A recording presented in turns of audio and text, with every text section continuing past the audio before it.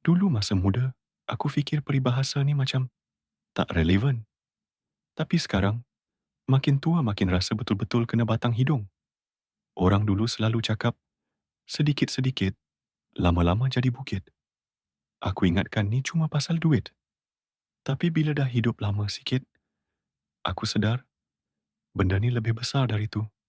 Dulu aku nak semua benda cepat, nak berjaya cepat, nak kaya cepat, nak semua instant. Tapi hidup ajar aku, benda yang besar tak datang dalam sehari. Orang yang nak shortcut selalu terperangkap dalam kesilapan sendiri. Lagi sakit bila kena ulang benda yang sama.